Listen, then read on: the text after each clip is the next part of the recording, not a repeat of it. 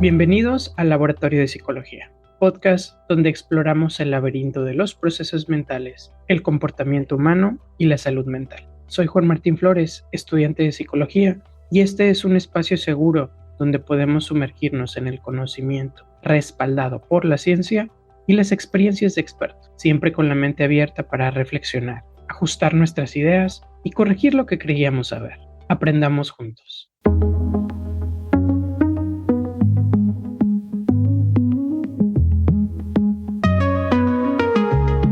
¿Realmente la fuerza de voluntad basta para cambiar nuestra vida y nuestro cuerpo? ¿Cómo la microbiota influye en nuestras emociones? ¿Qué tan decisivos son los primeros 1000 días de vida? Hoy lo converso con Griselda Jiménez, o como me gusta llamarla, Gris, nutrióloga y creadora de contenido. Recuerda, este espacio es de divulgación y no sustituye una consulta profesional, y si tienes dudas sobre tu salud, acude siempre con un especialista. El día de hoy estamos con Griselda Jiménez, nutrióloga, mi inspiración para hacer este podcast. La verdad, muchísimas gracias por estar aquí, Gris. Antes de comenzar, me gustaría decir que en cuanto inicié el podcast, dije, me voy a basar en lo que ha hecho Gris durante estos años, y Gris es de las primeras personas que pensé para entrevistar, pero dije, no la puedo entrevistar luego, me tengo que preparar con ella, como ella ya es una experta en podcast, dije, me tengo que esperar un poquito a tener más experiencia. Pero bueno, Gris, bienvenida. Juan Martín, qué emoción compartir contigo. Muchas gracias. Gracias por pensar en mí y gracias por abrir estos espacios de comunicación tan importantes en temas de la salud y darle voz también, abrir espacio en esa relación tan importante que hay entre la psicología y la nutrición. Entonces, muy emocionada de compartir contigo y con tu comunidad. Muchas gracias, Gris. Bueno, pues empezamos. Platícanos un poquito quién es Gris. Cuando vi que me ibas a hacer esta pregunta, dije, creo que esta es la más difícil de todas las preguntas que Sí. me va a hacer en esta entrevista. Porque es complejo de repente poderse autodefinir y más con lo cambiante que puede ser uno, ¿no? Porque es difícil que de repente nos ponemos ciertas etiquetas humanas y que pues vamos cambiando. Hoy en día podría autodefinirme como una humana común y corriente, como todos. Formo parte de una familia de 5. Soy la hija intermedia. Decimos por ahí en casa que el sándwich favorito de mi papá y él a los sándwiches, entonces el hecho de que yo sea favorita es bastante rico. Pareja de un músico, guitarrero, metalero, entonces vivo entre guitarras. Es una persona muy apasionada de temas de la lectura, los libros, entonces pues constantemente estamos retroalimentando y nos creciendo uno al otro. Entonces es parte también de lo que hoy en día soy, estas personas con las que convivo. Yo me defino como una cuidadora natural. Para mí el tema de cuidar y acompañar a otras personas es algo que naturalmente se me ha dado desde muy niña y desde ahí escogí también la parte de la nutrición como mi vocación. Y la verdad es que hoy en día, aunque la he hecho desde muchas vertientes en los últimos 15 años, pues la que ha sido el común denominador es acompañar uno a uno en consulta nutricional. Hoy en día, desde la virtualidad, desde hace 6 años, ha abierto una gran posibilidad de acompañarnos y estar desde diferentes lugares del mundo, pero también mucho el tema de la comunicación, entonces como llevar esta parte de comunicar la nutrición desde todo lo que es el ser y nutrir el ser completo. Entonces, soy una cuidadora natural que le gusta andar emprendiendo y buscando por dónde y cómo hacer para conectar con las personas y cuidarlas. Ah, oye, qué bonita descripción de ti misma. No sé, nos entendemos, no es que nos pongamos la etiqueta de qué estudiamos, qué no estudiamos, sino simplemente de aquí estoy. Bueno, por ejemplo, yo, cuando me preguntan, pues aquí estoy yo, pero no sé muy bien qué estoy haciendo. Yo a veces pienso en, estoy haciendo esto y esto por esto, pero en realidad, pues no podemos estar 100% seguros. Al menos eso yo pienso. Y platícanos un poquito para que la audiencia lo sepa, por qué específicamente la nutrición y cuál ha sido tu trayectoria. Digo, yo la conozco y la conozco bien, pero tú platícanos. Fíjate que hace poquito conocí a una pediatra que ella me decía, a mí no me gustan los adultos, me gusta tratar con niños, pero para tratar con adultos me doy cuenta que estoy trabajando con un niño interior, ¿no? Y que siempre los adultos estamos buscando y hacemos cosas por nuestros niños. Cuando me dijo eso la doctora Alejandra, dije, claro, Y aunque yo ya lo tenía muy visto, realmente yo llegué al tema de la nutrición por una cuestión personal. Yo fui una niña desde muy pequeña que viví con temas de obesidad, prácticamente crecí en un cuerpo grande, con todo lo que eso significa en el tema social, en el tema médico, en mi crecimiento, pues muchas veces también la experiencia de las dietas restrictivas, la experiencia del rechazo al cuerpo, no desde mi familia siempre hubo mucha aceptación y mucha búsqueda de mejora, pero eso me llevó a compartir, pues, muchos años de mi crecimiento con diferentes nutriólogos, médicos, etcétera. Entonces, yo recuerdo desde muy pequeña ser una niña con, pues, cierto grado de enfermiza y de encontrar mucho confort en algunos profesionales de la salud, como en ese caso mi pediatra, en el que yo iba y me sentía bien después de ir a verlo. Y recuerdo que yo quería generar eso, ¿no? Yo recuerdo que desde muy pequeña yo decía: "Yo quiero dedicarme al tema de la salud". Obviamente, ya creciendo, pues, fui viendo otros horizontes y de repente me brillaban los ojitos con otras áreas, pero por eso digo que el tema de la nutrición es muy mi vocación, porque realmente lo estudié pensando en apapachar, en acompañar a esa niña que fui y en ir sanando la relación que yo voy teniendo con la comida y hacerlo desde mi persona, pero también acompañando a otras personas que están buscando en la nutrición respuestas. Y como alguien que vivió ciertas condiciones de salud, de enfermedades y que todavía en el camino estoy, pues de repente ser esa mano amiga, esa persona acompañante que puedes preguntarle cuando tienes dudas, que puedes acercarte para buscar referencias de otros profesionales que tengan similitudes en el pensamiento, pues he ido encontrando un apapacho a mi niña interior, pero realmente eso fue lo que me llevó, esa necesidad de apapacharme a esa niña pequeña que era gris. En psicología hay algo un poco, no sé si es un prejuicio, que es que, estás estudiando psicología porque quieres ayudarte a ti mismo, ¿no? Y a veces pienso en la respuesta de que, ¿y si fuera así, qué tiene, no? O sea, si hay una carrera que puedas estudiar, en donde puedas encontrar respuestas para ti, en donde puedas hacer un camino específico para ti y con eso puedas ayudar a los demás, creo que no tendría nada de mal, ¿no? ¿Qué es la nutrición? Porque a veces creo que se entiende como, pues la nutrición es simplemente dar dietas, ¿no?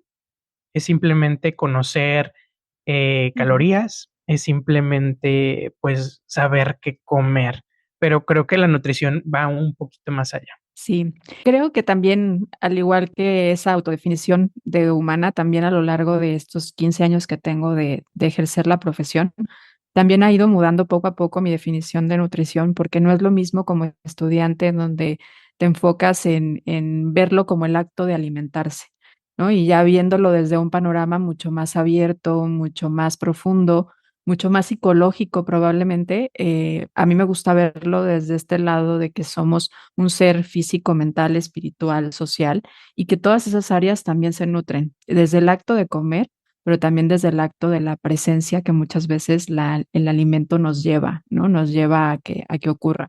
Entonces, definitivamente entra el lado de la alimentación, lo que le llevamos, lo que proveemos a nuestro cuerpo, la energía, los macro, los micronutrimentos, que son recursos para que nuestro cuerpo pueda hacer sus actividades, pero también no podemos olvidar todas esas razones múltiples que nos hacen comer, que nos motivan a seleccionar ciertos alimentos, que son la parte social, que es la parte cultural, la parte incluso espiritual, la parte del recuerdo y entre muchas otras cosas más en las que podemos indagar muchísimo más.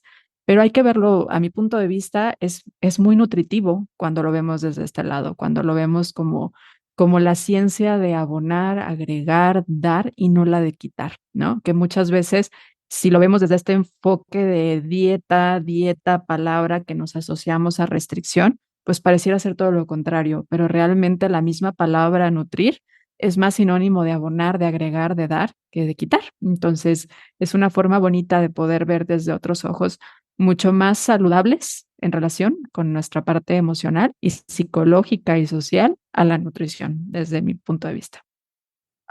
Generalmente siempre tengo una pregunta en específico que me gustaría responder como a lo largo de el podcast, y eso va haciendo como la historia de las preguntas, ¿no?, que vamos llevando. El día de hoy me gustaría al final poder entender un poquito más por qué comemos lo que comemos, ¿no? Y por qué no comemos lo que no comemos. Primero empezamos con cómo aprendimos a comer lo que comemos. Sí. Bueno, lo aprendemos desde, yo creo que desde los primeros contactos con el alimento. La verdad es que no tenemos todavía una evidencia muy sólida de que nuestras decisiones tengan que ver mucho con lo que comimos en el vientre de nuestra madre, pero sí lo que comemos o nos alimentamos los primeros años de nuestra vida. De ahí que la nutrición últimamente se ha enfocado mucho en los primeros 1000 días de vida de un bebé, porque tiene mucho que ver con el aprendizaje de alimentación y de conducta que vamos a ir teniendo. Vamos generando un lazo psicosocial, emocional con el alimento desde el primer momento que comemos, que nuestra madre nos acerca al alimento, llámese la leche materna, que obviamente pues esperaríamos que sea lo ideal, pero en algunos casos no lo es para todas, y ahí puede ser la leche de fórmula, ¿no? Pero desde ahí, desde ese momento, los primeros 6 meses de nuestra vida, 4 o 6 meses de nuestra vida, comemos para poder obtener no solamente alimento, no solamente energía, no solamente para crecer y para poder seguirnos desarrollando, sino también para poder tener contención, afecto, apapacho, cariño, cercanía, ir generando lazos con las personas con las que nos alimentan, llámese mamá, papá, cuidadores. Entonces, ahí en esos primeros 6 meses se va haciendo esa asociación clara entre comer y emoción, comer y la parte social. Y ahí vamos aprendiendo, desde una parte muy inconsciente, pero vamos aprendiendo. Tal vez no lo hacemos desde nuestra psique más cognitiva, pero sí vamos generando ya una relación importante con el alimento. Y yo creo que la segunda parte muy interesante en la que aprendemos también es en relación a los primeros años de alimentación. Si podemos definirlo al principio, la alimentación complementaria, porque ahí entra la diversidad de alimentos a los que estamos más expuestos, pero ahí se empiezan a relacionar muchas más cosas, porque empezamos a aprender cómo es el momento de comer, si comemos en familia, si comemos tranquilos, si el momento de comer es un momento de pleitos, de gritos, si comemos con la exigencia de terminarnos el plato, o si bien si lo hacemos desde una forma más respetuosa, más diversa. Son momentos de la vida muy, muy indispensables esos primeros 1000 días, ¿no? Porque ahí vamos aprendiendo. Sin embargo, seguimos aprendiendo a qué comer y cómo comer en todas las etapas de nuestra vida, porque nuestra autoescucha, ¿no? Si algo nos cae mal, pues en teoría podríamos aprender habría que parar, ¿no? Si algo nos hace sentir emocionalmente bien al comerlo, pues nuestro cerebro reforzando esa conducta. Entonces, seguimos aprendiendo a qué comer con nuestras experiencias vividas. Es la experiencia la que nos va enseñando a comer. ¿Y por qué crees que alguien decidió 1000 días específicamente? Tiene que ver con la etapa de desarrollo y crecimiento del bebé. La verdad, al principio se consideraban 100, después se fueron ampliando, pero mira, se consideraban de hecho los primeros 100 días de vida porque se considera que por temas de evolución, el desarrollo de un bebé termina a los primeros 3 meses. O sea, en realidad, las mujeres al momento de ponernos de pie, nuestra cadera, esto probablemente tenga ciertos respaldos y otros no tanto, ¿eh?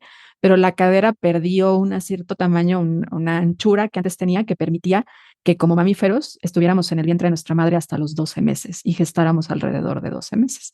Sin embargo, al ponernos de pie, esto cambió y el nacimiento es mucho más prematuro. Ahora nacemos, pues en teoría, alrededor de la semana 40, 42.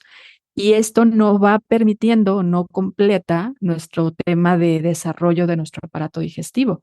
Nuestro aparato digestivo termina de desarrollarse y por eso empezamos a aceptar alimentos alrededor de los 4 meses, y de los 4 a 6 meses, y necesitar otro tipo, otras fuentes de alimento más allá de la leche, ¿no? Alimentos que son la parte de la alimentación complementaria, principalmente proviniéndonos de fuentes de hierro, porque ahí se nos empiezan a acabar las reservas de hierro que hacemos aún cuando estamos en el vientre de nuestra mamá. Entonces, sabiendo esta parte, se fueron como ampliando, ¿no? De decir 100 días, 200 días, y luego al ver toda la parte de desarrollo neurocognitivo que se desarrollaba a partir de la alimentación complementaria, pues se fue ampliando el tiempo. Y es una forma de ir prestando atención a estos niños, a estos bebés que van creciendo y decir, la alimentación sigue siendo importante y es importante toda la vida, pero es muy importante y muy trascendental y marca un parteaguas elemental en los primeros 1000 días de vida, pero tiene que ver con esta parte del neurodesarrollo y en sus primeros momentos del desarrollo digestivo. Estaba tratando de buscar mis notas de mi última tarea de neurociencias. Por eso te preguntaba específicamente por qué 1000 días. Primero, pues de los 0 a los 3 años crece por 3 el cerebro, ¿no? O sea, en tamaño y en conexiones, en neurogénesis, que es la creación de nuevas neuronas. Pero hay un punto desde los 2 años hasta los 10 en que empieza a haber algo que se llama poda sináptica selectiva. Va a haber demasiadas neuronas en nuestro cerebro y dentro de los 2 a 10, las que no se refuercen simplemente se van a eliminar, ese tipo de conexiones. Complementándolo con, por ejemplo, si siempre hay una coca, cuando yo estuve pequeño, la parte quizás de relación entre la coca y mi comportamiento al desayunar, pues se va a quedar ahí mucho tiempo porque esa conexión nunca se perdió. O sea, al contrario, se reforzó. Simplemente era un comentario para reforzar mi tarea. Ujú. Sí, es un comentario bien interesante porque fíjate que ahí lo importante que es los hábitos que cultivamos en los niños. Y creo que muchas veces como padres o como crianza que hacemos, porque no siempre hay que dejarle toda esta responsabilidad a los padres, ¿no? Tíos, abuelos, todos vamos haciendo y vamos co-creando a la niñez. Tenemos una gran responsabilidad en ese punto. Y muchas veces nos queda esa sensación de híjole, pero de todos modos, cuando sea adolescente va a rechazar lo que yo le enseñé. De todos modos, va a terminar comiendo chetos, va a terminar comiendo Doritos. A ver, no está perdido. Lo que tú le diste en esos primeros años de vida va a tener una fuerza muy importante y en algún momento de su vida esa fuerza, esos caminos neuronales que ya generó, ahí ya existen y es en un momento en el que es muy fácil generarlos. Entonces, por eso es muy importante que cuidemos las decisiones y el entorno. Una de las grandes responsabilidades que tienen los padres y los que crían a niños, todos los que criamos estamos alrededor de niños, es la disponibilidad. Y los niños escogen cuánto comen, pero el adulto escoge qué come. Ujú. ¿Qué va a comer el niño? Esa es nuestra responsabilidad. La elección del alimento la determina el adulto, porque es quien puede tomar las mejores decisiones en relación al niño. Y ellos van a decidir si se comen 5 tacos o si se comen uno. Y sin embargo, muchas veces como adultos estamos más preocupados en cuánto comió que en qué comió. No se terminó el plato. No, pero oye, comió chayotito, comió lotito, comió carnita, probó, perfecto. Tu tarea es la disponibilidad e irle haciendo mejores ir generando mejores hábitos, ¿no? Ir cuidando esos hábitos de horario, de disponibilidad de alimento, en qué condiciones comer. Eso es algo que se nos está olvidando mucho en el tema de los niños y en el adulto, ¿eh? Comer rápido, comer distraídos, no comer atentos a los sabores, no comer presentes. Eso es algo que definitivamente nos desconecta del acto de comer y del acto de nutrirnos, porque una de las mejores cosas de la experiencia de alimentarnos es que obtenemos una recompensa y una recompensa sensorial que nos estamos perdiendo cuando no estamos presentes. Entonces, eso es algo que hay que cuidar desde muy pequeños porque ahí estamos aprendiendo, pero como seguimos aprendiendo en la adultez, seguirlo reforzando. Sabía que durante este podcast, perdón, iba a tener varias pedradas, entonces ya me mentalicé a que, a que Gris va a hablar de mí, entonces ya estoy listo. Oye, Gris, ¿qué opinas sobre las probaditas? Por ejemplo, he conocido familias que le dan una probadita de Coca-Cola, he conocido familias que le dan, no sé, una probadita de cereal, pero del cereal de caja que tiene mucho azúcar, o hasta he conocido familias en las que les dan como una probadita de cerveza, ¿no? Y que dicen, ay, no le va a pasar nada, nada más es para que pruebe. Entonces, ¿tú qué opinas? Innecesarias. Innecesarias en el sentido de, a ver, una de las cosas que están siendo problema muy latente en nuestra alimentación como adultos es que hoy en día tenemos acceso a alimentos hiperpalatables. Esto quiere decir que los sabores que hoy estamos consumiendo, y no solamente de los alimentos ultraprocesados, sino de los mismos alimentos naturales, son mucho más palatibles, tienen mucho más dulzor, sabor, combinación, textura, aroma, que lo que antes se tenían hace 40, 50, 30 años, ¿sí? Esto obviamente podemos hablarlo desde, y lo tenemos muy conocido desde la industria alimentaria, ¿no? Alimentos ultraprocesados, pero también aplica en las frutas, en las verduras. Todo esto tiene más sabor, es diferente, ¿sí? Y esta hiperpalatabilidad están haciendo que nuestros centros de recompensa y deseo estén aumentados. Entonces, al momento en el que nosotros le damos a un niño un alimento o una bebida, me gustaría llamarlo más bien un producto comestible, como los que mencionaste, lo que estamos haciendo es generando una expectativa más alta sobre lo que debe de experimentar en cuestión palatabilidad, en cuestión sensorial ante un alimento. Y entonces un alimento naturalmente dulce nos resulta ya insuficientemente dulce cuando empezamos a probar este tipo de alimentos, o este tipo de bebidas. Y ahí vamos generando una mayor necesidad a ese tipo de sabores, a ese tipo de elecciones alimentarias. Entonces, realmente la alimentación complementaria es para enseñarles el sabor y la diversidad de los alimentos, no para ofrecerles los productos que hoy en día la industria alimentaria nos ofrece. Esos tarde que temprano los va a probar, los va a conocer. Si no es por papá, mamá, va a ser por los compañeritos de la escuela. Un día va a ir a una fiesta y le van a dar.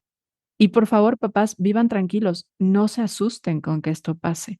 No pueden controlar todos los entornos, pueden controlar y hasta cierto punto su entorno, su ambiente, su casa, ¿sí? Lo que entra a su casa, esa es la parte que podemos tener todavía como en cierta regulación, pero fuera de casa no. Y ahí entra mucho también el diálogo de que hoy en día la familia extendida forma parte muy importante de la red de apoyo de muchas madres y de muchas familias. Entonces, muchos niños hoy son pues criados también por sus abuelas, por sus abuelos, por sus tíos, y muchas veces los papás adentro de su casa quieren que coman verdura, pero los abuelos pues les refuerzan el comportamiento de tomar jugos, tomar coca, tomar otros refrescos, etcétera. Y aquí entra la importancia de la comunicación y el respeto, ¿no? Y este punto también de que por eso hablo yo de todos los que estamos co-creando, no nada más dejemos esa responsabilidad a mamá y papá. Esto se expande ya a toda la sociedad.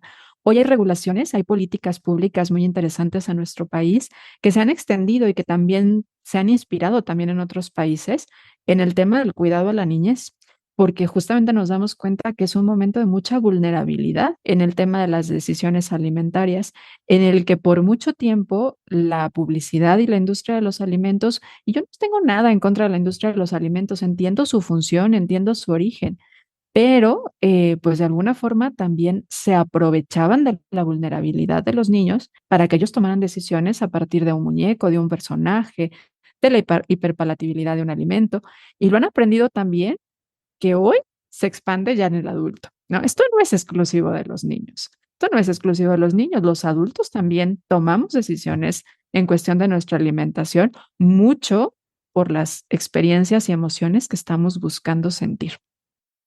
Yo estoy súper en contra de, oye, no, o sea, ¿por qué le vas a dar?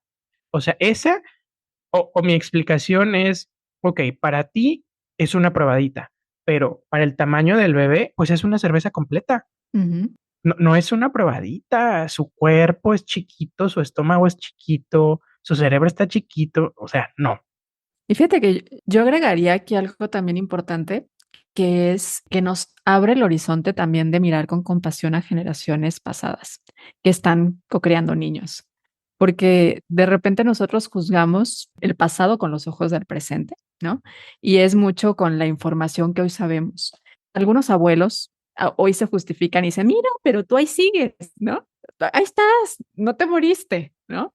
Pero hoy sabemos y hoy tenemos información distinta. Y tan la tenemos que yo te puedo decir que información que yo divulgaba hace 12 años, 13 años sobre alimentación complementaria, hoy es obsoleta. Esto es algo sumamente interesante del tema de la ciencia. La ciencia aprende, la ciencia, y por eso el profesional de la salud tiene que estar abierto a decir, aprendimos, me equivoqué, hoy sabemos otra cosa, porque esto es parte de estar aplicando la ciencia. Entonces, sí invito a que no miremos, no pensemos que la información que hoy tenemos ha estado disponible todo el tiempo. La información que tenían nuestros padres y con la que nos criaron y que por lo que ellos pueden reforzar muchas veces también estas conductas, era distinta, pero no quiere decir que era la más correcta a lo que hoy la evidencia nos dice, ¿no? Y seguramente en 10 años, muchos de los padres que hoy están criando van a decir, chin, ¿por qué le di esto? Bueno, porque hoy tenemos otra información y en 10 años tendremos otra información y esto es parte de ir evolucionando, ¿no? Eso es lo bonito de la ciencia, nos permite y se abraza el tema de la evolución y del aprendizaje. Pero también es un poco como mirar con compasión, el no con intención de juzgar, porque esto pasa en todas las familias, incluso en la mía, ¿sí? Con compasión, pero levantando la mano de que, bueno, esta es mi información que yo tengo al momento, o sea, no solamente que se quede, yo lo entiendo, no, yo lo entiendo, pero ahora hemos aprendido esto, ¿no? Ujú, concuerdo. Ujú. Ya nos has mencionado un poquito esta respuesta de la pregunta que te quiero hacer, pero es, ¿cuáles son las variables que intervienen en qué elegimos para comer? Porque hay ocasiones en las que hay personas que dicen, oye, yo sé que debo de comer verduras, yo sé que debo de comer fruta, yo sé que debo de comer porciones de proteína, ya sea de vegetal o animal, y todo este conocimiento lo tienen, pero al final comen otra cosa. ¿Qué influye para que Ujú. coman? Y aquí la lista es enorme. La lista es enorme y realmente no te sabría hablar de un porcentaje de personas que comen lo que comen porque no sepan qué comer, pero sí te puedo decir que en la experiencia en la consulta, de este tiempo que llevo dando consulta, me doy cuenta que nuestras decisiones no están centradas y no están limitadas al 100% por el conocimiento en nutrición y alimentación que tengamos. Obviamente es básico, ¿no? Y hay que ir por eso pues generando esta parte de educación en nutrición. Pero mucho más allá de eso, comemos también por experiencias. Mencionabas hace ratito esta parte de los caminos neuronales por experiencias previas, porque nuestro cerebro aprende de dónde va a obtener recompensas, la recompensa que buscamos. Y muchas de estas recompensas son emociones, son sensaciones.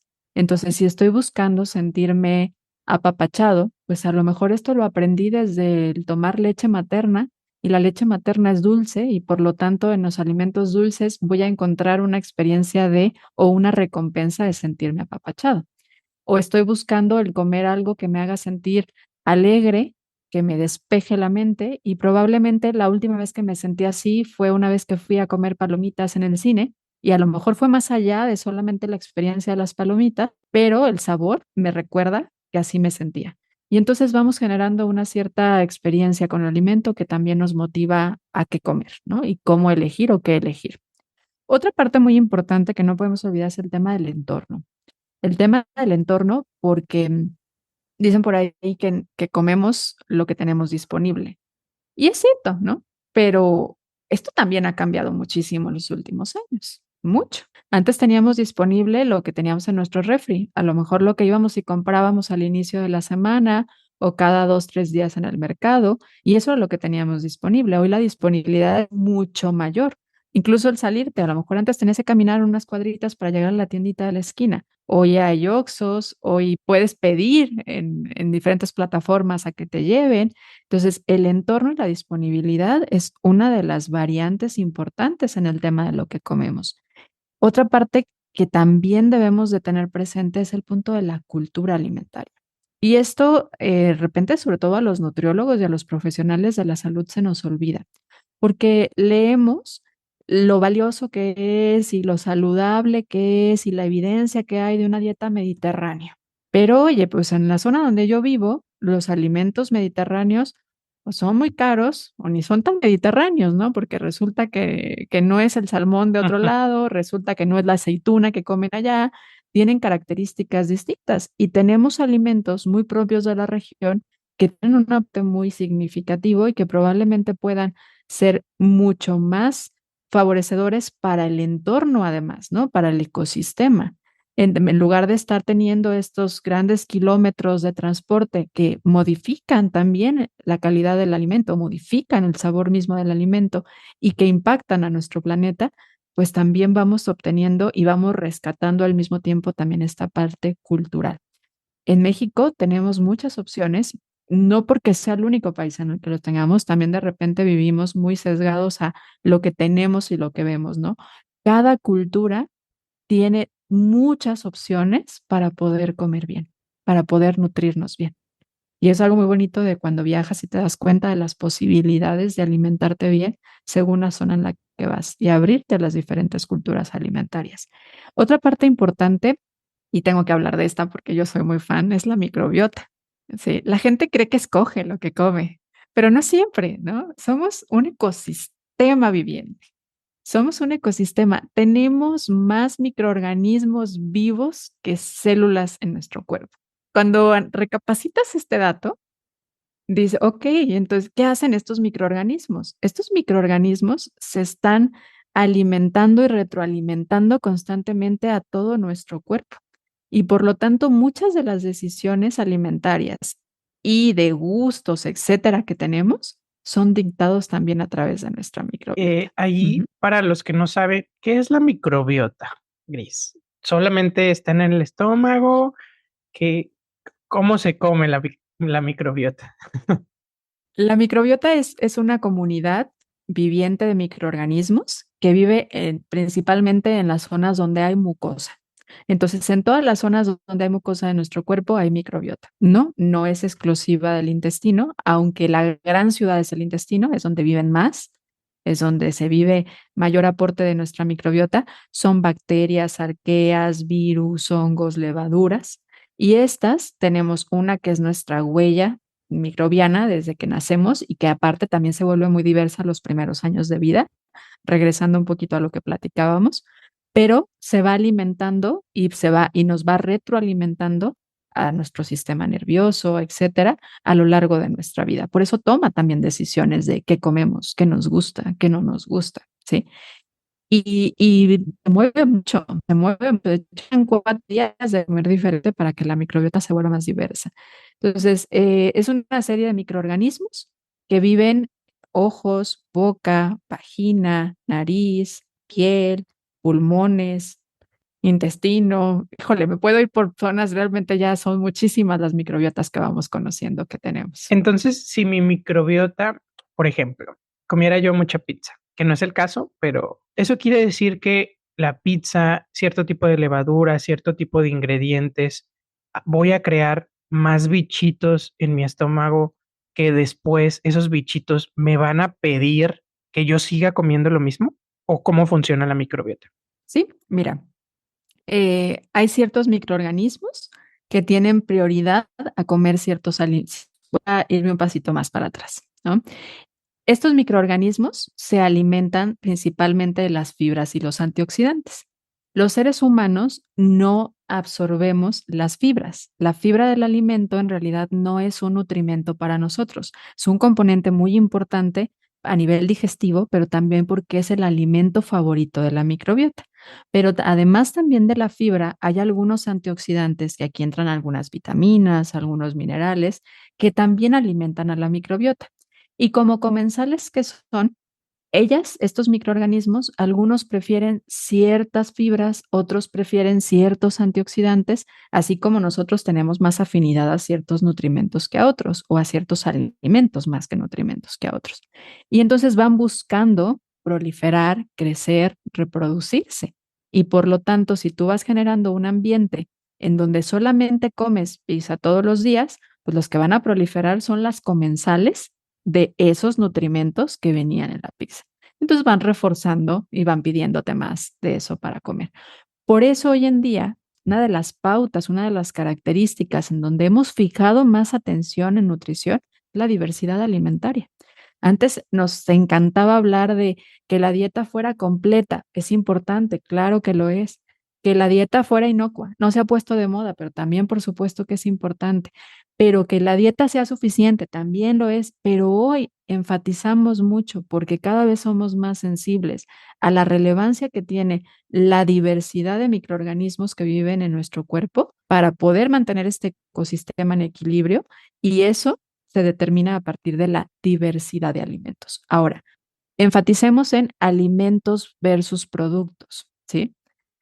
Porque muchas veces es como, no, pues yo sí como diversidad, pero pues de mucho producto. Cuando observamos el componente de la mayoría de los productos, los ingredientes de la mayoría de los productos son muy limitados a los mismos. Por eso hablemos mucho de la diversidad de alimentos naturales. Los alimentos naturales son altos naturalmente en fibra y altos naturalmente en antioxidantes, los dos compuestos favoritos de la microbiota. Pero sí, ellos escogen también lo que comemos. Ujú. La diferencia entre producto y alimento sería, no sé, una tostada y una lechuga. ¿A eso podría ser la diferencia entre un producto y un alimento? Definitivamente la tostada entraría ya en ser un producto, pero hablemos de alimentos ultraprocesados, porque no es lo mismo y no podemos encasillar a todos los procesados dentro de la misma, del mismo grupo semántico, ¿no? Están los alimentos ultraprocesados, los alimentos procesados y los alimentos naturales. Los alimentos naturales hablamos de el maíz y ya, bueno, una tostada y es un alimento procesado. Pero un alimento ultraprocesado es cuando yo ya lo combiné con muchos más ingredientes, incluso conservadores, como podría ser a lo mejor ya un pastel o unos totopos, o unas papitas, no tanto un totopo, sino unas papitas. O sea, ya ahí le voy procesando más y ya es un ultraprocesado. Realmente los alimentos procesados y los alimentos naturales aún contienen una cantidad muy importante de antioxidantes y de nutrimentos de gran valor. Hablando de micronutrimentos, los ultraprocesados son los que ya se vuelven más una carga energética, una carga calórica, que realmente un aporte en cuestión de calidad alimentaria. Entonces, a eso es a lo que me refiero principalmente con diferenciar, ¿no? Ya tanto un producto que realmente un alimento natural o un alimento procesado. Entonces, estos bichitos requieren cierto tipo de alimento, ¿no? O sea, porque ya son muchos. Si tengo a muchos animalitos que quieren pizza o que quieren los componentes de la pizza, pues me van a pedir más pizza, ¿no? Entonces la microbiota le pide a todo el sistema que lo tenga por medio de quizás antojos, por medio de quizás otro tipo de, no sé, señales al cuerpo. Y por eso se le llama el segundo cerebro, porque pide y funciona como un ente entre solito, pero también se conecta con los demás sentidos. Hablemos principalmente, y aquí sí vamos a hablar tal cual de la microbiota intestinal, no de las otras microbiotas, de la piel, la boca, la nariz, etcétera. La microbiota, el intestino y el aparato digestivo tiene un sistema nervioso que se llama entérico, que también se comunica con nuestro sistema nervioso central, el autónomo principalmente. Entonces manda a través de neurotransmisores, porque muchos de los neurotransmisores se producen en el intestino, manda a través de neurotransmisores y a través de hormonas, manda señalizaciones para sentir saciedad, sentir hambre o sentir deseo, antojo. Incluso hoy se sabe que tiene que ver con la regulación de nuestro estado de ánimo, ¿no? Porque al producir algunos de los neurotransmisores, como la serotonina, la dopamina, entre muchos otros, el GABA, etcétera, pues también regulan mucho nuestro estado de ánimo, nuestro estado emocional. Entonces, desde este lado hay una comunicación muy interesante y bidireccional, no solamente del intestino al sistema nervioso, sino también del sistema nervioso hacia el intestino de cómo estamos y cómo está nuestro cuerpo y qué necesita. Por eso es una forma a través de neurotransmisores y a través de hormonas que también la microbiota interactúa con las decisiones que nosotros vamos a tener en el momento de comer, ¿no? Muchas de las hormonas en donde está relacionada es, por ejemplo, hoy que se han puesto de moda algunos medicamentos que son análogos GLP-1. La GLP-1 es una hormona que regula el apetito, que tiene que ver con el tema de la saciedad, del vaciamiento gástrico, en donde también hay interacción por parte de la microbiota y que justamente se produce en el intestino y se produce a nivel del aparato digestivo. Otras hormonas como la grelina, la leptina, que dictan nuestra hambre y saciedad también, están reguladas de una forma importante también a nivel intestinal, gracias al sistema nervioso entérico. Entonces, no es cederle toda la responsabilidad y hoy justificarnos de andar con bandera de yo no soy, es mi microbiota, porque también no se trata de eso, ¿no? Pero sí de que la veamos y de que si queremos tener salud, también tenemos que pensar en ese ecosistema que somos, que no vivimos solos, vivimos acompañados de billones de microorganismos que necesitan el alimento que nosotros podemos proveerle. Y ahí la importancia de las fibras. Fíjate, hay una parte muy interesante con esta parte del comportamiento y la psicología, que son los psicobióticos.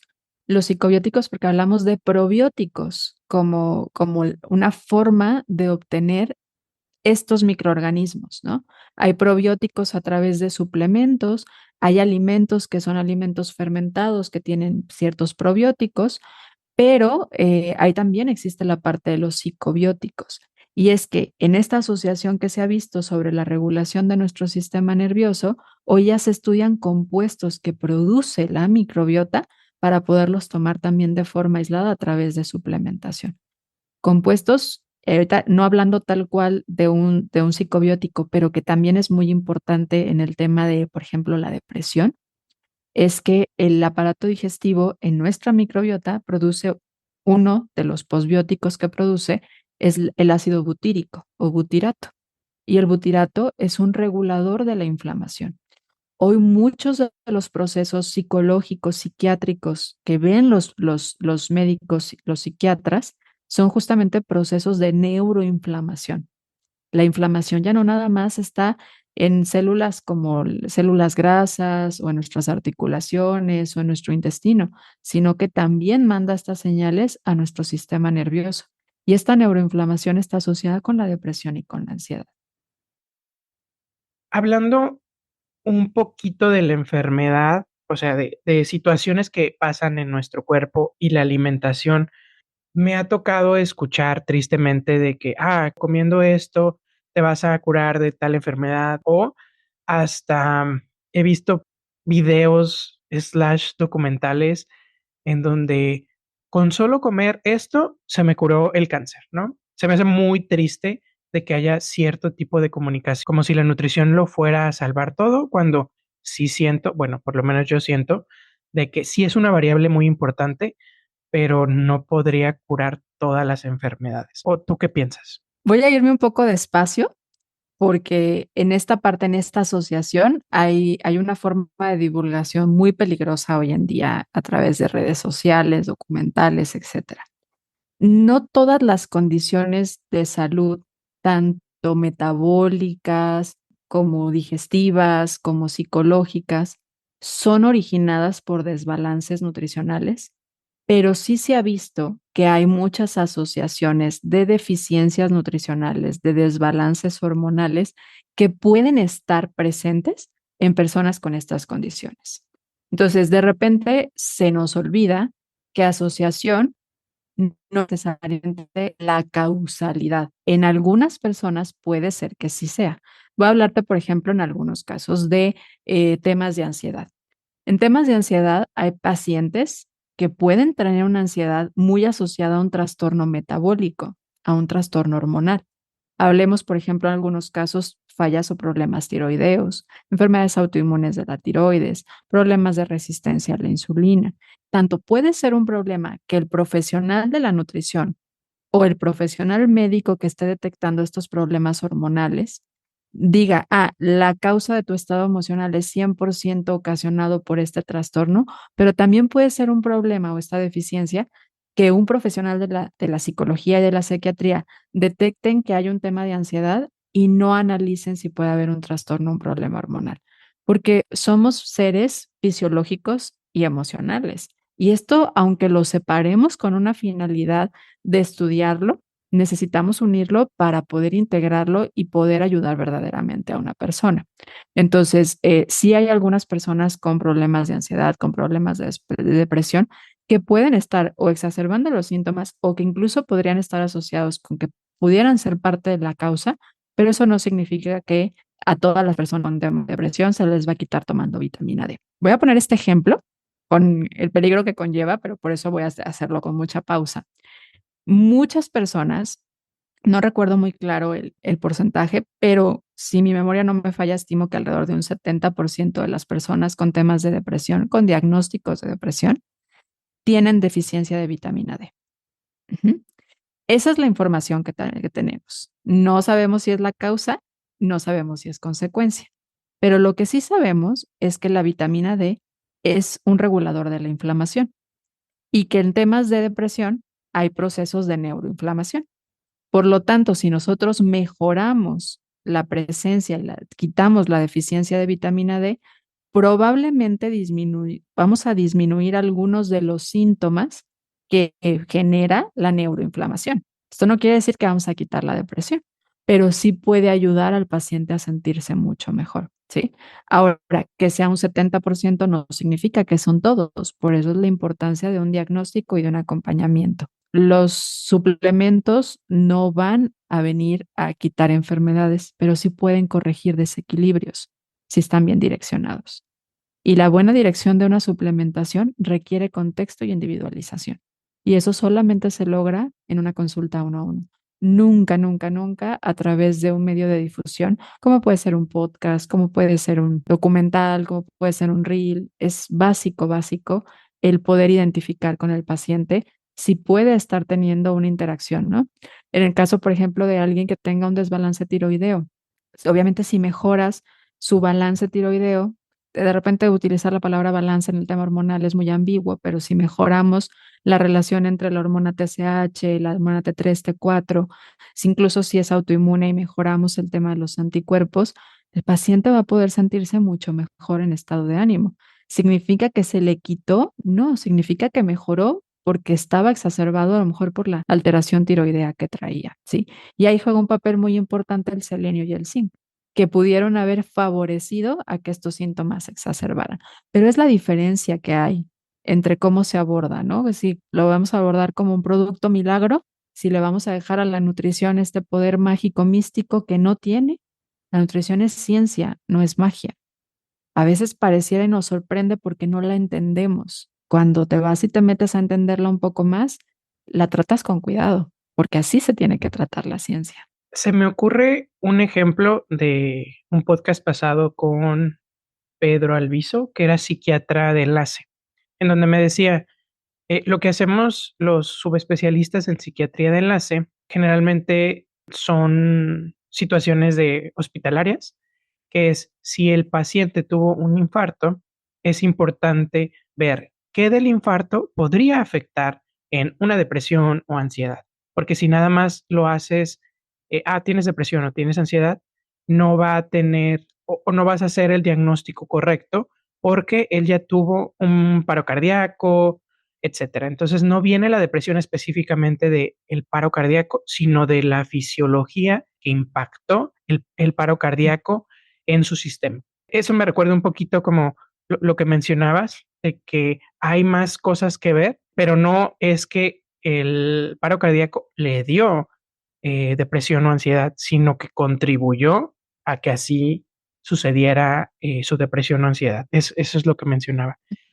Otra de las cosas es cuando vemos reels, videos de 30 minutos, podcast, pensamos que tenemos un entendimiento de algo que nos dijeron de manera muy simple, pero pensamos que tenemos más profundidad en ese entendimiento de esa cosa simple que lo que en realidad tenemos, porque nada más fue un minuto de que nos explicaron de que, no sé, sigo mucho a una dermatóloga, de que qué componentes son los que tiene el bloqueador, ¿no? Entonces ya nos creemos expertos en bloqueadores, cuando sí, esa información nos va a ayudar para ponerla en práctica nosotros, quizás, pero no para nosotros saber los componentes, qué hace, cómo funciona, todo el entendimiento más a fondo. Entonces crea esta falsa perspectiva de que sabemos.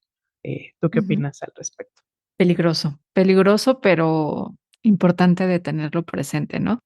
Hoy en día los medios de divulgación, como seguimos llamándolo las redes sociales, que ya no juegan tanto un papel de redes sociales, porque realmente ya no tienen tanto ese papel de unir personas y de ver a tus amigos, ya hay mucha publicidad, ya hay muchas otras personalidades ahí que pues, a veces incluso consideras como si fueran amigos aunque no los conozcas, pero existen y están ahí, ¿no? Y es algo que no vamos a cambiar, o al menos no va a cambiar de la noche a la mañana, es una es un medio hoy en día de comunicación, así como en su momento fue tan fuerte el tema de la televisión, en su momento incluso la radio, el periódico, hoy este es un medio de divulgación, pero no sustituye jamás, jamás, jamás a un acompañamiento profesional.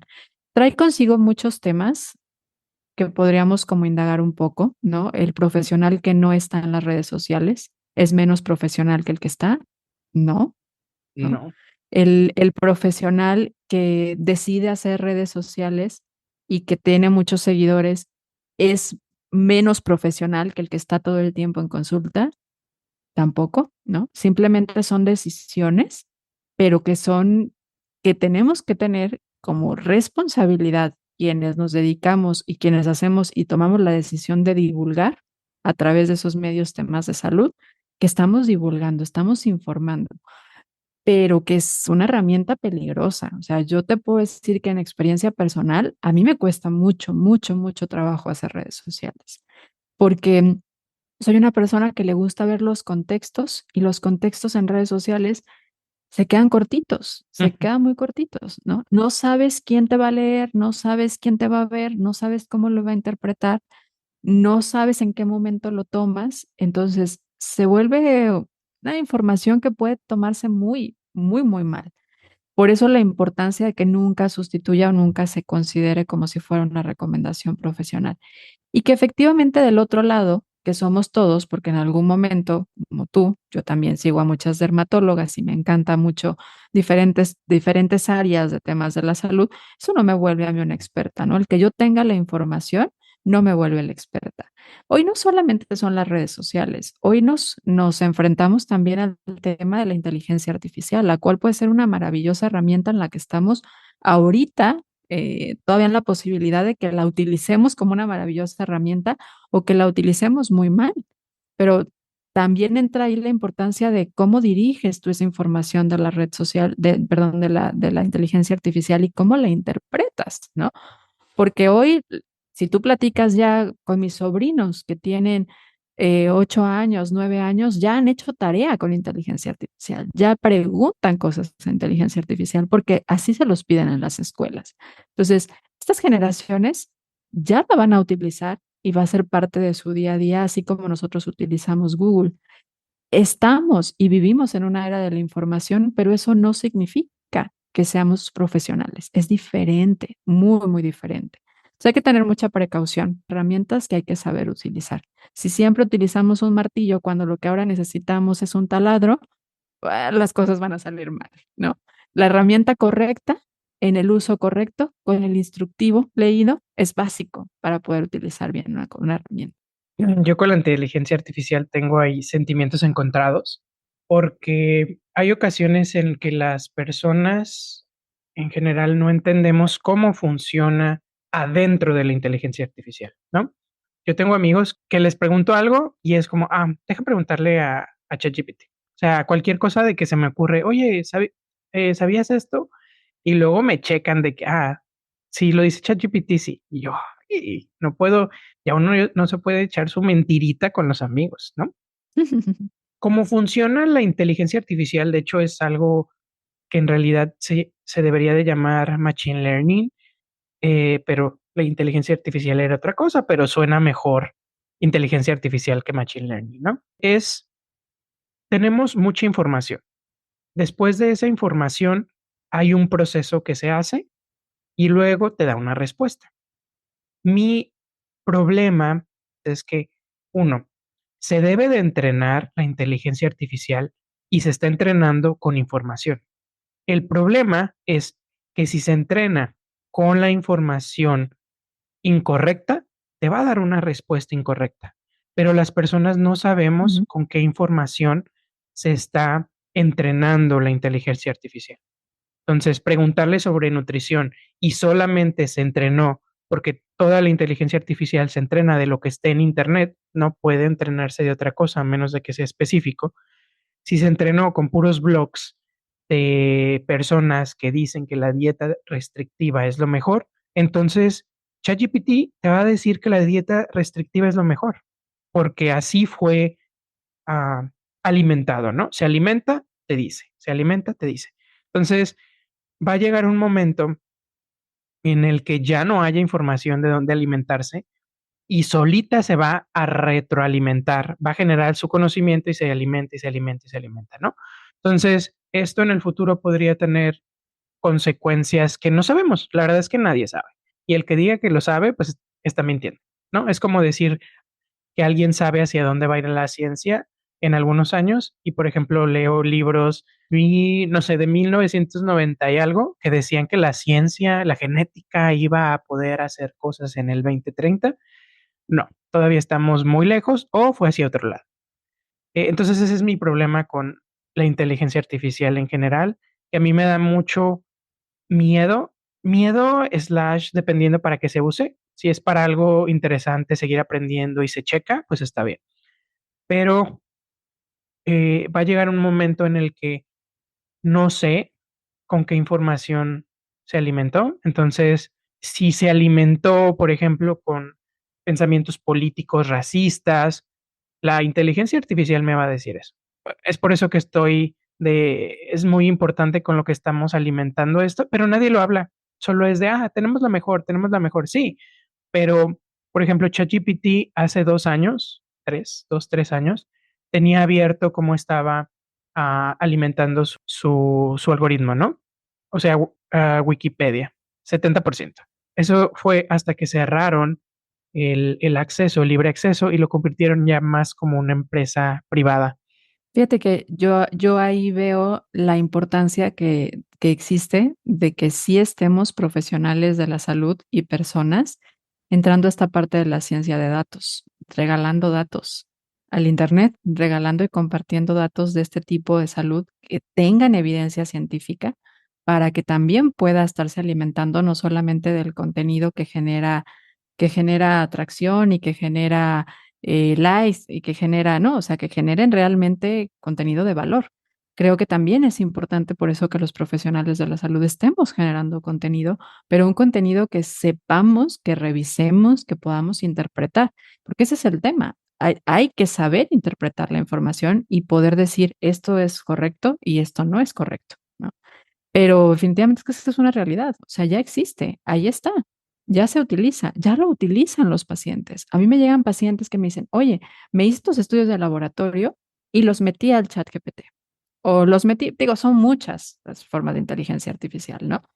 Y me interpretó esto, de verdad tengo esto, y de repente es como ya vienen bien asustados, ¿no? Como cuando uno googlea sus síntomas y Google le dice, ya te vas a morir. Así. Sí, así. Y ya, pero no entendí lo que me quiso decir. Claro, porque el lenguaje es distinto. Por eso los profesionales de la salud somos traductores de lo que el cuerpo nos está diciendo, somos traductores, lo que nos dice a través de unos estudios de laboratorio. Pero esa es una realidad las redes sociales, es una realidad que hoy son un medio de divulgación de información, es una realidad que hay información al por mayor y que mucha de esta información no es basada en evidencia científica. Es una realidad la diversidad de contextos que existen y, por lo tanto, el individuo y la parte psicológica, emocional de la persona sigue siendo elemental a seguir abordando. No nos van a sustituir todavía ninguno de estos, ni las redes sociales, ni la inteligencia artificial. Todavía no, porque hay cosas que sobre todo tienen que ver con la parte humana que somos, que todavía nos hacen muy diferentes. Entonces, esa es nuestra gran ventaja, ¿no? Esa es nuestra gran ventaja. Saberlas utilizar creo que es algo básico. Y me quiero regresar un poquito a la pregunta que me hacías de qué tiene que ver, como cuáles son las variantes que intervienen, porque la verdad es que son tantas que de repente como quedarnos, sí, alimento, emoción, bla, bla, bla. No podemos olvidarnos del presupuesto, de la asociación que hay, el cansancio y el sueño, de la asociación que hay entre el dolor y la toma de decisiones alimentarias, de la publicidad de las redes sociales, de las rutinas y los hábitos. De verdad, son tantas las variantes que por eso decir es que no sabes comer es quedarte en un mundo muy, muy chiquitito, ¿no? Es demasiadas las cosas que hay. Hay personas que les puedes recomendar, no sé, recuerdo muy claro que me decías, ¿no? Me has dicho muchas veces, es que Gris cree que somos ricos porque me recomienda salmón. Es cierto, tenemos muchas veces ese sesgo también los nutriólogos. No todas las personas van a poder comer salmón todos los días. no todas las personas van a poder consumir quinoa porque a lo mejor ni siquiera está en su zona o ni siquiera les gusta. O sea, hay muchos factores que hay que considerar dentro de las variantes de alimentación. Hay personas que viven con dolor y ese dolor lo limita si no tienen una red de apoyo y cuidadores, pero también ese dolor los hace escoger ciertos alimentos porque el dolor también determina mucho el qué vas a buscar. ¿Qué buscas? Porque tiene que ver con el tema de los centros de recompensa y los neurotransmisores también. Entonces, de verdad, son muchos los factores que tenemos que pensar a la hora de por qué escogemos lo que escogemos a comer. O sea, la verdad es que siempre que platico con los profesionales de la salud aquí, es como siempre hay 2 3 pedradas, pero gris, ya llevas varias. No, no, no, es que sé que somos muchos los que estamos ahí, ¿no? Y sé que muchos los podemos identificar. Y es cierto, o sea, incluso también es verlo como hacia mí y hacia quienes nos dedicamos al tema de la salud, ver los diferentes, ver desde diferentes horizontes al ser humano que somos. No podemos recomendarle lo mismo a una mamá que trabaja que a una mamá que no trabaja. No podemos recomendarle que duerma a una mujer que a lo mejor tiene un bebé de 1 año o de algunos meses. O sea, de verdad la importancia y ahí entra el valor del ser humano. Ahí entra el valor de que la información es una cosa, lo ideal podría ser una cosa, la recomendación del chat GPT puede ser una cosa, pero al final de cuentas el tema de individualizar y de empatizar con el individuo lo podemos lograr mucho porque somos humanos. Y eso es lo que nos permite el ver diferentes horizontes y la empatía. Vamos a tocar un tema, sensible, específicamente para mí, es vamos a hablar de perder grasa, ganar músculo, bajar de peso, y algo que puedes escuchar en muchas en las redes sociales o en la familia, ¿no? Que es querer es poder, solo te hace falta fuerza de voluntad. Hay ocasiones en las que hay influencers que te tienen que tratar mal diciéndote que no puedes, que no puedes, que no puedes para que lo hagas, ¿no? O ese es su pensamiento y ese es completamente su audiencia. O que se nos trate bien de que, ay, tú puedes, pensamiento mágico, de que solo manifiesta, ah, etcétera. Entonces, ¿querer es poder, Gris, o Mm. no? O hay ya hablamos de que hay muchas variables que entran, pero específicamente ya en decidir y ya en decir, alguien dijo: "Voy a subir músculo, voy a hacer ejercicio, voy a bajar de peso". Simplemente con decir eso ya, y acomodar lo más posible su vida a este entorno perfecto. Querer es una primera parte importante, porque tiene que ver con el deseo y tiene que ver con el motor y tiene que ver con el arranque, pero no tiene que ver necesariamente con el mantenernos, ¿no? Con el seguir una conducta, con seguir reforzando y generándolo un hábito. ¿Querer es parte importante? Sí, querer es el iniciador, pero no siempre querer es poder, porque también existe quien quiere pero realmente con todas estas variantes de las que hablamos anteriormente, tal vez no le alcanza. O tal vez no es el momento ideal porque está criando un niño. O tal vez en este momento se quedó sin trabajo y está buscando trabajo o tiene un horario de trabajo muy complicado y no puede salir a hacer ejercicio. O el lugar en el que iba es un lugar inseguro también, ¿no? O sea, hay muchos factores. Entonces, no siempre querer es poder, pero querer es una parte importante. Querer es una parte importante y querer es también importante para encontrar la motivación. La motivación no desde este lado mágico, místico, de incluso tóxico, ¿no? De vamos, tú puedes, sino de encontrar tus valores, de encontrar qué va contigo, qué valoras tú para que puedas enraizar esas nuevas acciones que vas a tomar, ¿sí? Una persona que a lo mejor valora mucho el sueño, pues tal vez no le va a ser tan fácil y no va a ser viable que pueda empatizar con una recomendación de levantarse a las 5 de la mañana para hacer ejercicio, ¿no? Valora el sueño, valora el descanso, pero tal vez una persona que valore mucho más el tema de la organización, pues, le resulte más fácil el poderse levantar temprano para hacer sus comidas. Entonces, encontrar los valores, creo que es básico. Y en eso muchas veces el deseo empieza a ser parte del arranque, ¿no? Pero por eso muchas personas arrancan, pero no se mantienen, porque tienen el deseo, tienen quieren hacerlo, pero o no están en la situación o no están utilizando las mejores herramientas ideales para el contexto en el que está, o no están empezando por una buena ficha del dominó que pueda tener un efecto favorable, porque también es eso, ¿no? Si empiezas por la ficha de en medio, pues a lo mejor no vas a poder tumbar todas y hacer un efecto dominó. Si empiezas por la ficha correcta, lo vas a poder hacer mucho mejor. Pero es importante, definitivamente querer es importante, pero no necesariamente es poder, ¿no? Y ahí entra también mucho el tema, y ahorita lo tocabas, de la fuerza de voluntad. La fuerza de voluntad, yo no la pensaría como un músculo, ¿no? Yo pensaría más bien como una estrategia. O sea, la fuerza de voluntad, la fuerza es más un tema de estrategia, más que una fuerza de voluntad. ¿Qué estrategias estás utilizando? Ujú. ¿Cuáles son esas estrategias que estás siguiendo o que tienes para poder hacerte más fuerte? ¿Mm? Entonces, más que tener fuerza de voluntad, es ser estratégico, ¿no? Lo hemos hablado en el caso de, oye, pues si se te complica mucho el cocinarte, pues identifica cuál es el parteaguas para que te puedas cocinar. A lo mejor efectivamente no lo haces porque no sabes, y ahí se entra un tema de conocimiento, pero a lo mejor no lo haces porque no te gusta, y ahí hay que simplificarlo.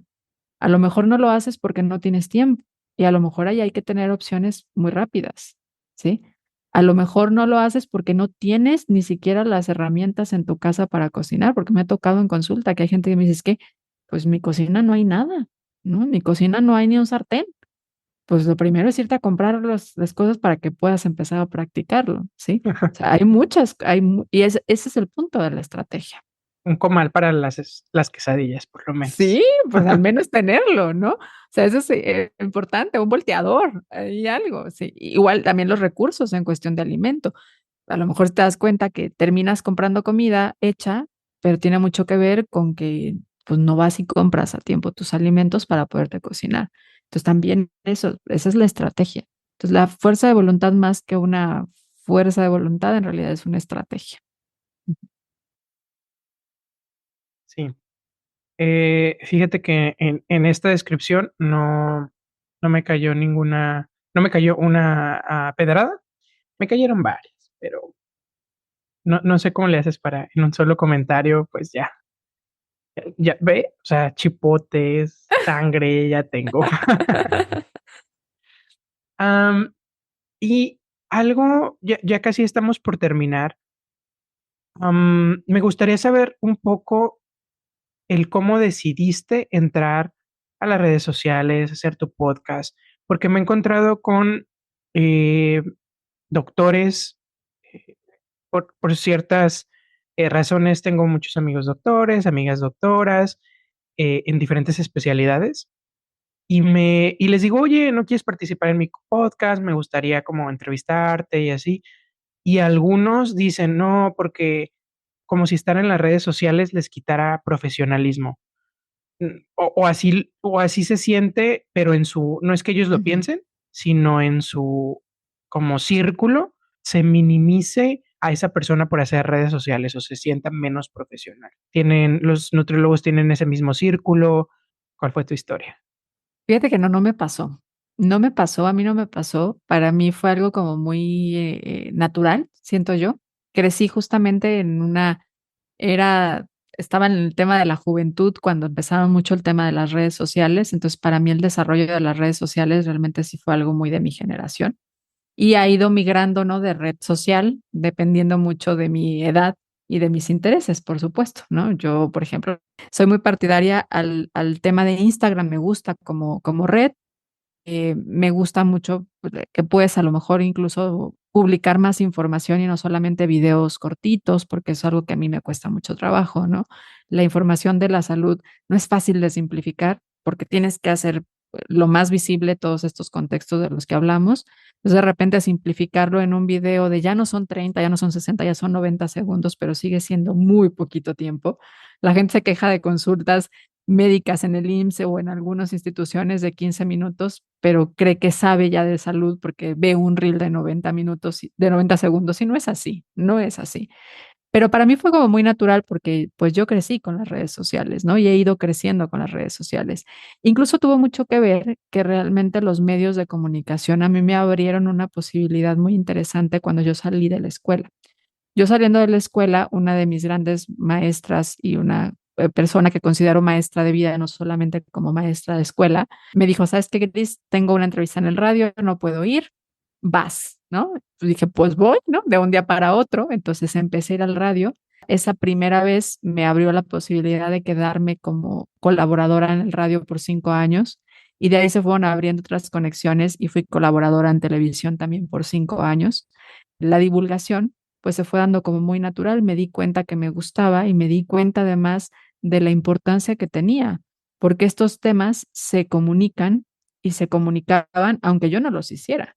Pero si yo lo hacía con la responsabilidad que a mí me gusta y que yo creo que tengo, pues estoy poniendo un granito de arena, ¿no? En que en lugar de que le llegue a la señora a través de la televisión una recomendación para cómo bajar 5 kilos para la fiesta de la amiga, le llegue un mensaje mucho más, pues, mucho más basado en evidencia y mucho más acertado, ¿no? Entonces, lo vi como una posibilidad también de aprender a bajar la información científica a una forma sencilla de entender, a una forma que cualquier humano a pie pudiera decir: "Okey, como que me quedé con esto y es acertado".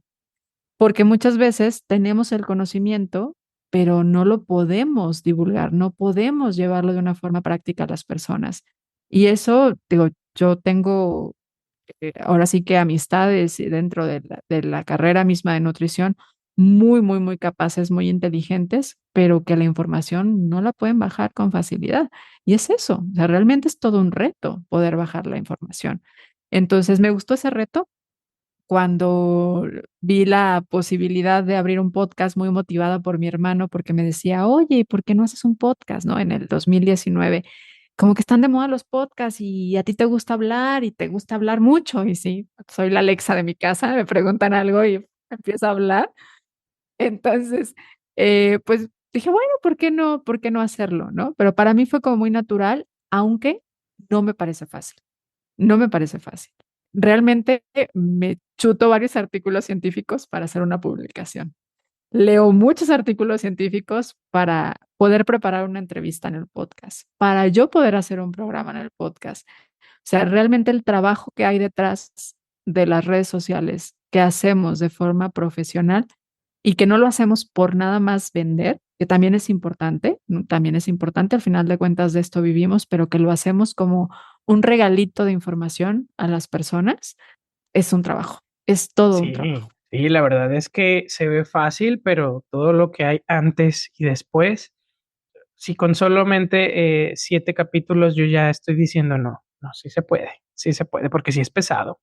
Es pesado ver de qué vas a hablar, es pesado, por ejemplo, aquí que es Sí, lo entrevistas y es. tú también de que contactarlos, ponerte de acuerdo, revisar, ver que la conversación vaya de una forma coherente, pero también como muy respetuosa. Por ejemplo, no, a mí no me gustaría que en algún momento el podcast se volviera como de crítica, pero crítica agresiva, sino crítica, si es bueno, hacer un análisis también es bueno, pero no, o sea, también ir cuidando como ese tipo de cosas, ¿no? Los invitados y así. Me dejaste pensando en la microbiota del sistema límbico y cómo influye en el comportamiento, y estaba volviendo a revisar mi plan de estudios y solamente vimos súper de pasada, que sea 2 minutos, que había un sistema límbico, pero no encontré nada que tuviera que ver con la microbiota en mi plan de estudios. Entonces, creo que eso sería una recomendación bastante interesante para los psicólogos, ¿no? Porque sí hay varios psicólogos que ya salieron de la carrera, pues creo que sí es importante una actualización en microbiota. Así que si nos escuchan, pues pónganse a estudiar la microbiota. Ujú. Antes de la última pregunta, Gris, ¿tienes algo que le quieres decir a la audiencia? ¿Alguna recomendación o algo que no te haya preguntado y que quisieras hablarlo? Pues solamente el esperar. que este mensaje les haya ayudado a mirar con una perspectiva diferente a la nutrición, para a lo mejor para aquellas personas que solo lo habían asociado a un tema de dieta para bajar de peso, sino que ahora la vean también como esa asociación que tiene con el ser humano que somos, ¿no? Y con la parte psicológica que también está presente y con la parte social que está presente, incluso en el tema de la enfermedad también que está presente, incluso en enfermedades psicológicas, más bien psiquiátricas. Yo creo que es eso, ¿no? Esperar que les haya podido ayudar un poco a voltear a otro lado, en donde la nutrición también aporta y aporta mucho. Em, y pues creo que eso sería lo que quisiera agregar antes de la pregunta que vayas a hacer al final. La pregunta final es que le hago a todos los invitados, ¿es tu mejor o peor consejo profesional que recibiste? O los 2 también se vale, ¿Que yo recibí o que yo he leído? que tú recibiste. El peor consejo. Voy a empezar por el mejor. El mejor lo recuerdo y fíjate, curiosamente fue de la maestra que mencioné hace poquito, que me llevó al tema de la radio. Un día me dijo, en esta carrera y en la vida estamos siempre en una rueda de la fortuna. A veces estamos arriba y a veces estamos abajo, y eso no se nos debe de olvidar. Hay gente que apenas se va subiendo la rueda de la fortuna y tal vez a ti te toca estar muy arriba en el momento en el que se suba, pero recordar que ellos en algún momento van a estar ahí arriba y que a lo mejor en ese punto a ti te va a tocar estar abajo, es importante para mantenernos también en un tema de humildad y en un tema de apertura, de seguir aprendiendo, ¿no? Yo creo que para mí fue un regalazo, porque por eso volteo y veo a quienes están aprendiendo a hacer algo nuevo, quienes están empezando a hacer algo en temas de nutrición, con ese lado, ¿no? Todos hemos sido en algún momento quienes apenas nos estamos subiendo y que no estamos viendo todavía el horizonte bonito o el horizonte completo, pero nos estamos subiendo con esa emoción y pues en algún momento también nos va a tocar estar abajo. Yo creo que ese para mí fue uno de los más bonitos consejos en el tema profesional. Y el peor consejo, ¿cuál sería el peor consejo? Híjole, yo creo que, yo creo que el peor consejo tiene que ver. Fíjate, ay, discúlpame, papá, porque vas a salir tú y tú me has dado muchos consejos muy buenos, pero va a salir, ¿no? Cuando yo le dije a mi papá que yo quería estudiar nutrición, en mi familia hay muchos temas de salud. Entonces, también ese lado de abrazar a mi niña pequeña, no solamente era abrazar a mi niña pequeña, sino era abrazar a toda mi familia. Y son problemas de salud que ni estaban resueltos ni están resueltos por completo. Entonces, de alguna forma, cuando yo le dije a mi papá que quería estudiar nutrición, me dijo, no, estudia otra cosa, de eso te vas a morir de hambre. Ni nos dedicamos a temas de salud, ni conocemos médicos ni profesionales de la salud con los que te puedas relacionar para que puedas abrirte camino. O sea, de verdad pudo haber sido un mensaje que me podía haber hecho alejarme del objetivo de esta profesión que para mí hoy en día es una vocación por el miedo a morirme de hambre, ¿no? Por el miedo a no poder hacerlo. Y no, al contrario, o sea, creo que aunque fue un consejo que podría decirte en ese punto, lo escucho y no me gustaría que alguien más lo escuchara, pues no me limitó y creo que también eso fue bueno, ¿no? Y lo he platicado con él y me dice, cuando lo hemos llegado a hablar, me dice, no, y ahora te admiro mucho lo que has logrado sin esos contactos, sin esas recomendaciones, sin tener esos taburetes, ¿no? Que te pudiera o esos cimientos que te pudieran haber hecho, pues lo has logrado mucho de tu parte y eso, pues hoy le genera admiración y a mí también mucha gratitud, ¿no? Y la verdad es que hacia mi papá, pues lo que puedo sentir es mucha gratitud, pero también incluso una gratitud a ese que fue uno de los peores consejos y peores mensajes que me han llegado a dar. Ah, y yo lo veo, o sea, todo lo que hemos platicado, todo lo que conozco de ti antes, aunque no te he visto en persona desde hace 6 Sí, años, sí, sí, ¿no? sí. Hace 6 años ya fue la pandemia. Te guardo mucho cariño. La verdad es que admiro mucho toda tu carrera, en el que siempre estás buscando la mejor forma de hacer las cosas. Entonces, por lo menos para mí, este podcast empezó pensando en Gris. Entonces, muchas gracias por eso. Oye, muchas gracias. La admiración es mutua, el cariño es mutuo y muy emocionada de haber compartido contigo. Qué bonito que pudo haber sido motivación para que se generen más espacios, espacios de salud, espacios de voces como el tuyo, De verdad, enhorabuena, felicidades y que siga habiendo muchos, muchos episodios más hasta que a ti te sigan nutriendo y te sigan llenando. Hasta ahí es el momento. Ojalá que encuentres mucho de eso en estos episodios que hagas. Hasta que sepa editar y ya no me cuesta. Bueno, Gris, muchísimas gracias. Al contrario, Juan Martín, un abrazo y muchas gracias a ti. Gracias a tu comunidad por escucharnos. Hasta luego.